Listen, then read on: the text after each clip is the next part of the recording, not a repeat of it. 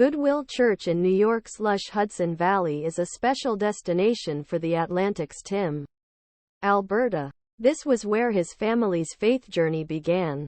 There's something so deeply familiar about this place that it's hard to describe. He said, "My parents have always described this church as a sacred place for our family." Tim's father, Richard Alberta, once pastored at this pulpit after becoming a born-again Christian here nearly 50 years ago. But something happened. A man who had been an atheist for years decided to give his life to Jesus. The Alberta family later moved to Michigan, where Tim's father led Cornerstone Evangelical Presbyterian Church. "My whole life has been spent in church," Tim said. "He was the son around whom we revolved as a family. He was our whole world." The Atlantic's Tim Alberta is with CBS News Robert Costa. But Tim Alberta wanted to pursue a career in journalism by writing about politics.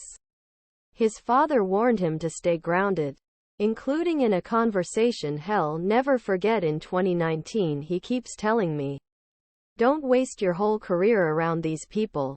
There are so many more stories." And that was one of the last conversations we had. Days later, Tim's father suddenly, he recalled, "When come to my church, I think expect something different from what I've had." While some offered consolation, Alberta also faced some conservative church members objecting to its reporting on then-President Donald Trump.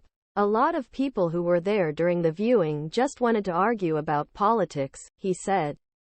"They wanted to know if I was still a Christian. And my father was in a box 30 meters away."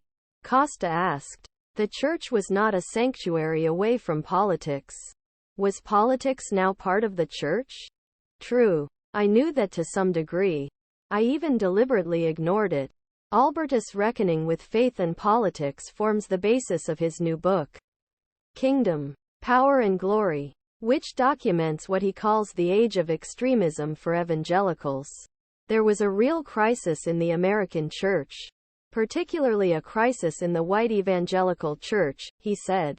Nearly a quarter of American adults identify as evangelical, according to the Pew Research Center.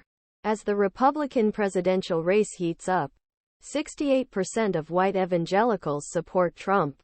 Alberta says this reflects a shift away from the norm in the GOP and church. "We should think of the American church almost in parallel with American politics," she said.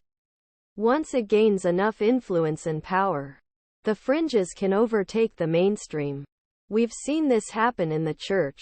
The shakeups in today's churches come after evangelicals have gained influence over decades. From Billy Graham's stadium campaigns to Donald Trump's stadium rallies. While evangelicals have had heated debates over the response to COVID-19 and Trump in recent years, many prominent Republicans consider themselves among them." At Goodwill Church, Senior Pastor John Torres is troubled by the shadow PO.